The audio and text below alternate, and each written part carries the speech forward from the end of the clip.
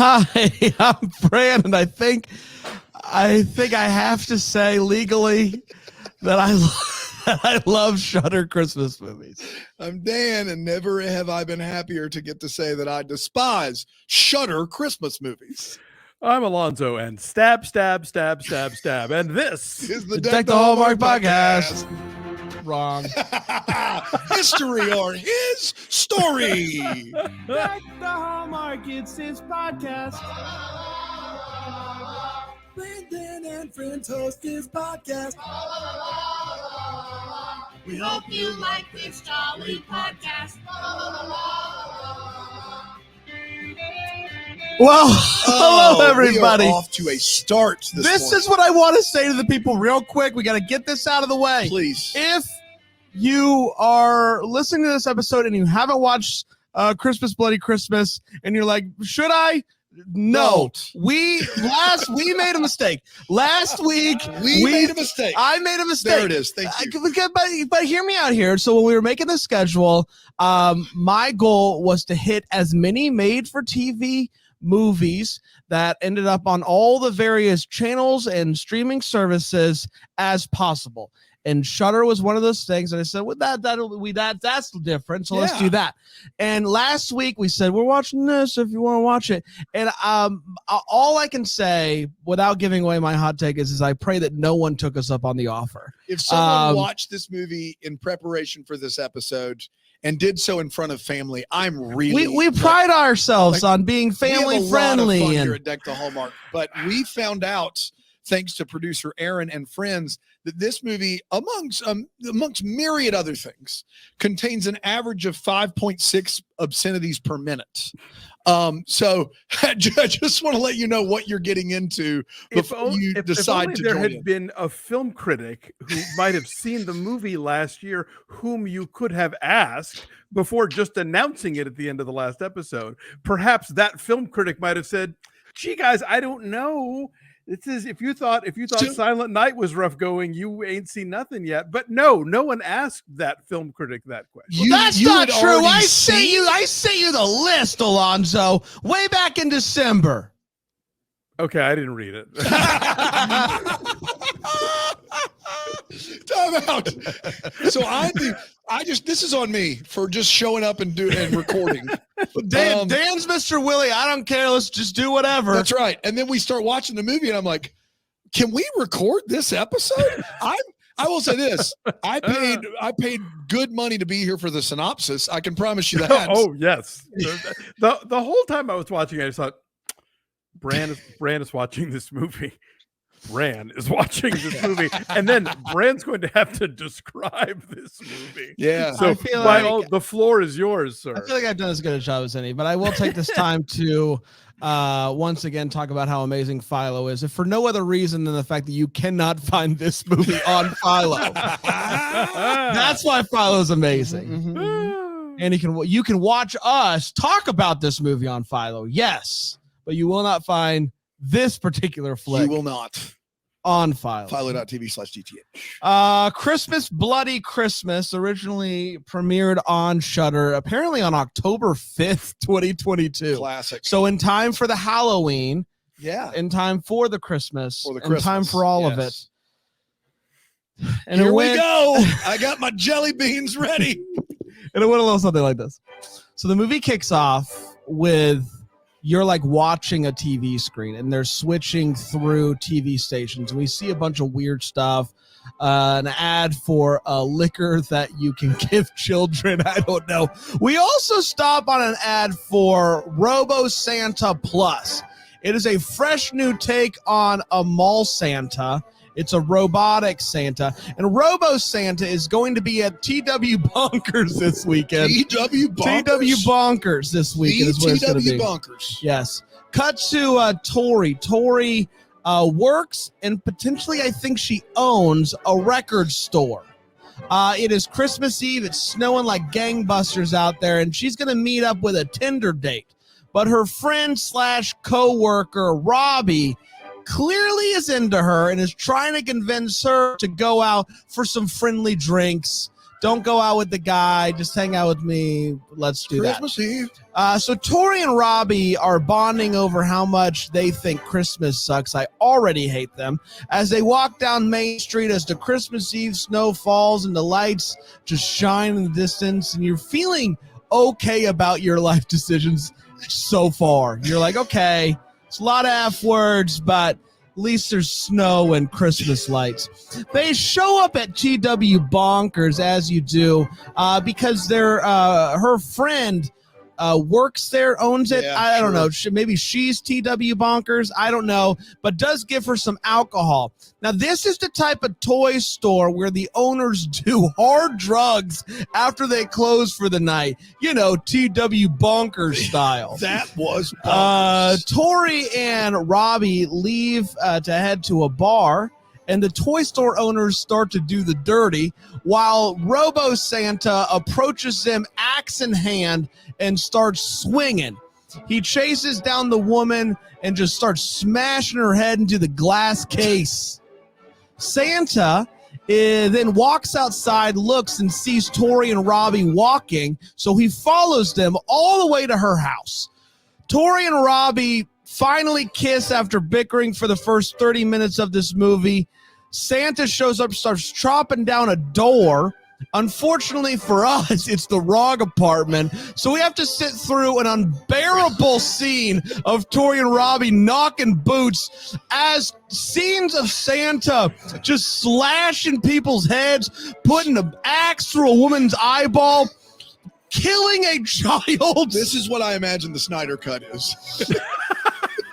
So he starts killing a kid, and Tori hears the kid calling for his mom because they live in the same apartment complex. She looks out and, Mom, Dad, is that an axe? She looks out and she looks out the window, and across she sees Santa start slashing the kid with the axe. So obviously they start freaking out. They try to leave. Obviously, it's too late. The lights get cut. Santa comes crashing through a window and just starts going to town. A cop shows up and shoots Santa down. He starts to argue. She starts to argue with the cop, and that gives Santa enough time to get up. The cop ends up dying. She takes the cop car and ends up getting arrested. The cops think that maybe she killed the cop, seeing as how her face is covered in blood, and she's driving the cop car. She's like, I don't know why people don't believe me that there's a Robo Santa on the loose.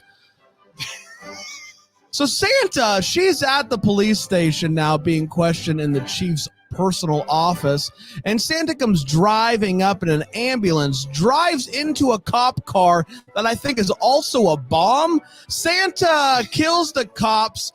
Tori's hiding. He finds her and she tases him, which knocks him out for a few seconds, but not as long as you might think.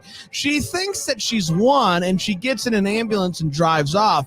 Unfortunately for her, Santa gets in the back of the ambulance and starts climbing towards her, so she decides the best course of action here is to crash it on purpose, sending Santa flying through the windshields. He's still moving, though. So she blows a car up that lights him on fire. She goes to hide in her record store, but Santa's laser eyes turn on, so you know what that means. He gets up and is mainly just metal at this point. Like the Santa has melted and just gone away, so it's just metal robot. He starts chasing her around the record store. She stabs him with a sword, and that ultimately does it. The green laser eyes fade to black. Just kidding. They flicker back on. He pulls the sword out of his robot body. She frantically starts to fire a fire and holds it up so that the sprinklers turn on, because, you know, that's Water how and electricity. it worked with the Wicked Witch. It'll work with Robo Santa. Somehow, in all of that, her fingers get chopped off. Good thing for her, though, Santa's dead. Just kidding, Santa's back. He crawls after her, grabs her broken ankle. With her other leg, she kicks down a VHS display. Which is why physical media is important. That's And I wanna be exactly clear about that's exactly right. She pulls the electric wires from the wall, puts them in into him, which causes Santa to explode, best I can figure. She stumbles outside in slow motion and collapses on the road on Christmas morning and starts to laugh. And that, my friends, was Christmas Bloody Christmas. We did it. Boy, And if howdy. you also had to watch this at home, I'm sorry. Yeah. Let's take a quick break. We'll come back and we'll break this movie down even more here on Deck the Hallmark.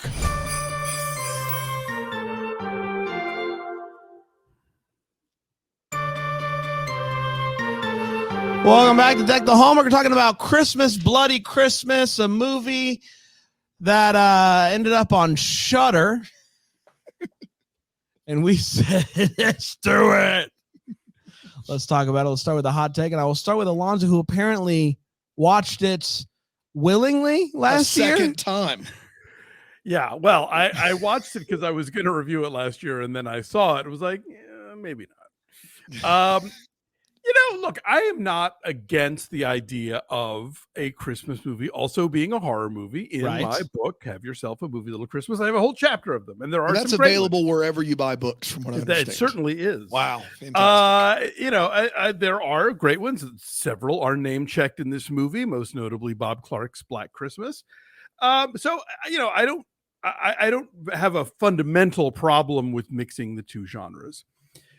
I don't know that this one does it all that well. It is a slasher movie that is also a killer robot Santa movie, and it has Dave's like, oh, that's what we're talking about. I heard him in the background. So great. It has its moments, and I think it is there is some degree of kind of cleverness and wit to it. But by the time we get to like the last half hour, where it's just like the indomitable robot being stopped over and over and over again, it kind of loses its energy. And I think also, if you're going to be the kind of Christmas horror movie where, as you point out, a child is murdered, That's right. you really need to like bring it all of that to the table. And I don't know that the movie quite earns going that dark, given how jokey it is for much of the running time. So I'm kind of mixed on it. I don't despise this movie, but it's not one that I would have ever watched a second time were it not for this program. So clearly I didn't know what we were getting into. And so I apologize to anybody who signed up for a free trial of Shudder. And if you have Shudder, please watch the documentary series Queer for Fear, because I'm in it. Hey. This is a tough one. Here's what I will say. I also don't have a problem with a Christmas horror film, and I don't hate slasher films. All that is fine with me. It was a lot of everything. So like, where some movies have some killing, some sex, some drugs, some language, this movie said, let me empty the bottle on all of it and put it in a big stew and put it on Shudder. Maybe even debauchery, even bloody grisly violence, maybe even recreational drug use in a toy store, at named TW Bonkers. Maybe even TW Bonkers. That stands for That Was Bonkers, right? That was bonkers. Right? That was bonkers. I think that there are things that could have been added to this movie to make it harder drugs, for instance. Well, yes, of course.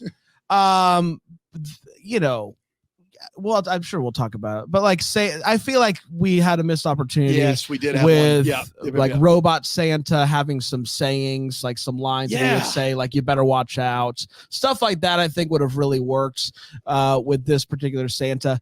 The general idea of a robot Santa going through town slashing people is wonderful, and I'm here for that. But overall, this movie just felt like a lot. And a little too much of most of it for me. This movie strikes me as a movie that, like, on his deathbed in 30 or 40 years, Quentin Tarantino will call a masterpiece. Like they don't make movies like this anymore. It is. I also don't have a problem with the idea of making one of these grimy, grainy, like made it for $100,000 slasher movies. That's Christmas themed. Like if there's a space for Violent Night with David Harbour and slick, like a more slick production, then there's a space for like basically a one dude who's written, produced, and directed this movie to make this movie. Like, is it my cup of tea? No. And then if you think Hallmark movies can stall and get boring, I got to be honest, everyone but one person was dead and there was 40 minutes left in this thing. Like, and you and I both, we've seen enough of these movies to know they're not introducing more characters. This is it. It's an hour. Final 20, girl. That's right. It's an hour 27 long. I was surprised when they introduced 3 cops. Yeah. But didn't see that coming. Everyone is dead and we have half of the runtime left. And that the number of bouts with animatronic Santa at that point, it becomes redundant. It's what and that's after it taking almost 30 minutes for Santa to come to that's right. Go evil. Yeah. But and don't answer this because you've already seen it, Alonso, but that's my fear with John Wick 4. They've made it almost 3 hours long and it's going to become something that it never should have been, which I love the first 3 John Wicks, but now I'm going to watch 3 hours. It's going to be numbing at some point. Well, this 40 minutes is like, why are we like, there's nothing you can pull out of your hat. This movie is made for a nickel. Like it was made for nothing. There's no more tricks up your sleeve. Like just make it an hour, 10 minutes. And I probably go, okay, not my thing, but it's for somebody. Good lean on and you. Mean. That's right. Lean. That's exactly right. Like make it a lean, grisly affair and just do exactly what you set out to do. But they don't do that. And so unfortunately it is an absolute mess. And yes, if you've watched every other movie that we've ever covered, this is probably not your thing either. Like I don't, I do. Every movie's made for someone, but I hated the idea of people thinking that we were at any point saying, go watch this movie. The Venn diagram between like your usual, yes. Yeah. Like unless you are a hardcore Christmas movie fanatic like myself.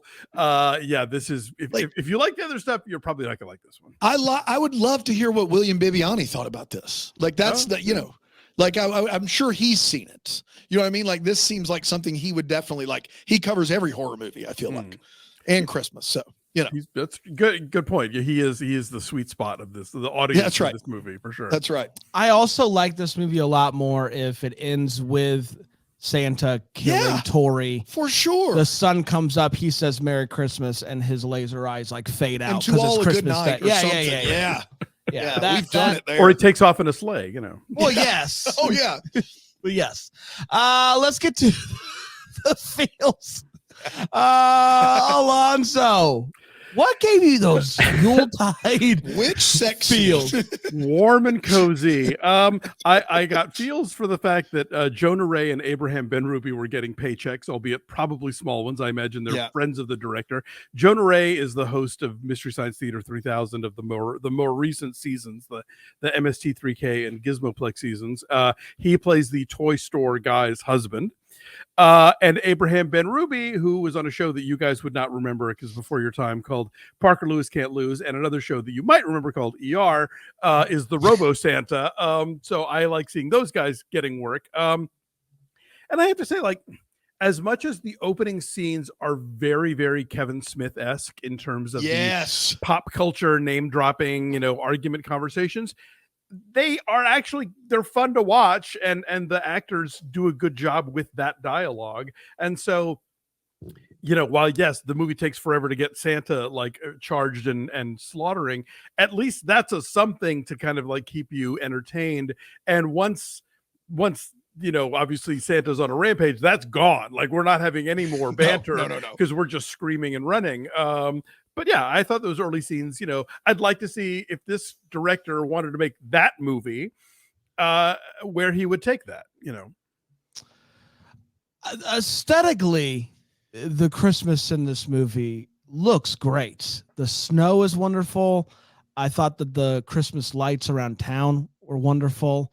That's probably it. The for snow me. is great. The snow is great in this movie. And this movie does a thing where they have to show you consciously fake snow. Yes. And then make it not look exactly like what they really what the real fake snow outside. I thought they pulled that off. According to the Wikipedia, it was filmed in California. So there you go. Wow.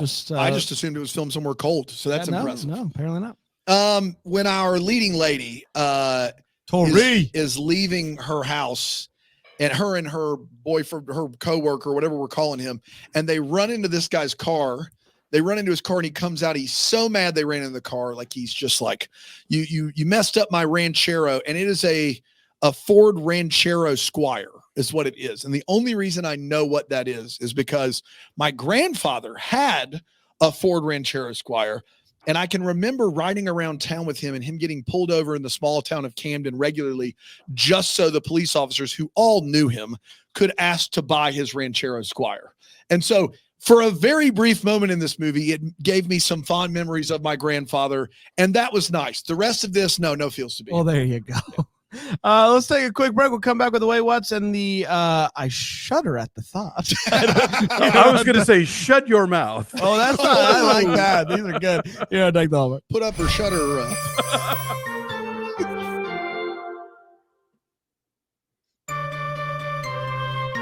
Well, hello, everybody. Welcome back to Deck the Hallmark. We're talking about Christmas, Bloody Christmas, a Shudder original movie. Let's get to the Wait What's. Alonzo. Shudder. I barely know her. This is a tricky one to have Wait What's on because, frankly, if your premise is a Santa android has been made from refurbished Department of Defense murder bots, and then that winds up being a bad idea, I think we take a lot of the Wait What's that would normally be on the table just right off. But I'll go with this. First of all, the film opens with Tori's record / analog video store packed with people, last minute Christmas rush shoppers, the whole thing. And then this becomes the emptiest town on earth. Like no one is in the streets, no one is anywhere. Like there's the two of them in the bar with the bartender and the sheriff, there's the two people in the toy store, there's the neighbors. That's it. Like the reason that animatronic Santa is after them is because everyone else has been raptured. Yeah, there's no one exactly. They've gone. Welcome to the Left Behind crew here. That's right. Yeah, because Nicolas Cage comes walking out of the TW bonkers. Oh, what I missed? I landed the plane. That was bonkers. The other thing is, she at one point Tori jams the sword into the robot and it starts shooting out sparks and stuff. And that's all fine, except that the way that the sword is built, it's pretty much all metal all the time. So she would also be electrocuted by holding onto it. It's not like it has a big rubber handle or something. People are conductors is what you're saying. Yes. Yes, exactly. So those are the two moments where I was like, hey, movie. But come on. Yeah. I'm pretty sure she also is holding exposed wires at some point as well, right? Yes, also that. So she is Iron Man, I guess. I don't know, but yeah. So beyond that, though, there weren't a lot of hairs to split here. I mean, I call me what you want to. I personally don't want the owners of my local toy store doing hard drugs in the middle of the toy store, even after hours. I think some places are sacred, and I don't know, a place surrounded by teddy bears is one of those places for me. So what you don't know won't hurt you, Bram. So the problem, but it could potentially hurt my child when it goes by and there's a needle lying around. Where there was no, It's just some light cocaine. Right? First of all, second of all, of all the things they did in that and on that toy store, your issue is the drugs. Yeah, listen, if you want to, really, listen. Man, that Santa seat will never be the same again. That thing's being thrown out the next day anyway. Oh man, I don't know. Who wants salad? So they get in their a vehicle to go to her apartment. Yes. They're walking up the stairs to the apartment, and somehow by foot, Robo Santa is walking across the road, has followed them on foot following a vehicle and made it around the same time. Yeah. Robo Santa can do no wrong, and also I maybe is super speed with the road. Maybe is super, maybe has a little, even maybe super has speed. wheels under the boots. I don't know. Could be. And last but not least, let's give it up for these police officers who have an interrogation with a woman with blood all over her face in an interrogation room. No, in just his office, just lying around. That all of that, I have to imagine goes against protocol. But what do I know? I don't know. Give her a wet one for no kidding. No kidding. Just a Something. quick wet nap. Something. Yeah. Man. Float her a nap. Float her a nap. Yes. For the We love. have lots. She is complaining to her coworker in the bar that she can't find a man that can outdrink her, out other things her, and out earn her. You mean is this in the future where we've passed the ERA, or is she like just not like, you should be able to throw a rock and find some doofus that makes more than he should, right? Like, that's the one area that I was like, I don't know if this. She owns a record store with VHS tapes in it. I will say this. I think all right, here we go. I think that often men find the idea of dating a woman who earns more than they do to be daunting. And so as a woman who's earning anything, whatever she's making from the record/VHS store, that is putting men off because they feel like they need to be the dominant breadwinner in the relationship. Man, what a weird town this is in Buford. It's a weird town. That's all I'm saying. And empty. I did write down that every police officer in this town has just auditioned for Tombstone. they all are like, I could be the next Wyatt Earp. If you'll give me a chance. I have grown the giant stash. I have grown the little soul patch under here. If you give me 2 6-shooters, I will be, I'm your Huckleberry is what I'm saying. Look, Hallmark ladies all have what Dave likes to call the long curl. Yeah, that's you right. know, these guys all have the long Fu Manchu. the long stash. That's exactly right. We're all better for it. This guy that's upset about his Ranchero Esquire that he just got detailed has parked it on a diagonal on the curb in front of a driveway. Like, either the car's a big deal or it's not, bro. During a blizzard, I think. Yeah. What could go wrong? Like, if Judge Gino's on this case, right, he's at least 50% liable. At least 50%. I like, you know, easy. If your car is that cherry, like, pull it in the driveway. That's all I'm saying. Freshly detailed. I understand that if one car drives and T-bones another, there will be some sparks. Who hid all of the TNT into this car? Because when the ambulance T-bones it is the 4th of July. Kaboom. It is like a full, like, you would have to be going at the speed of light. Like that was such an explosion. I couldn't believe it. And lastly, I just wrote down, this is why we need landlines, because they are looking for they can't find a phone. The big reason Santa has time to get to them and kill them is they're rummaging through their house for a phone. Yeah. Just one. And if you had that cordless bad boy up on the wall in every kitchen across America, you would be just fine here. So between the VHS tapes and the landline, I could have saved them. That's all I'm saying. Like you said it, buddy. Yeah. Physical media, landlines. Let's bring it all back. Bring it all back. 90s kids. Let's do it. And God, listen, no more 5G, please. Get it away from me. Let's do this. Let's do. What do we want to call it? What was the options? What did you? I said. Shut your mouth. Shut your mouth. Shut your mouth. Shut your mouth. Where we answer any questions, or we want some answers to questions that we still have. What are you still wondering about after your second time watching this movie? All I could think is, well, you know, if Tori goes into this movie hating Christmas, like, forget it now, right? Like, I think that is.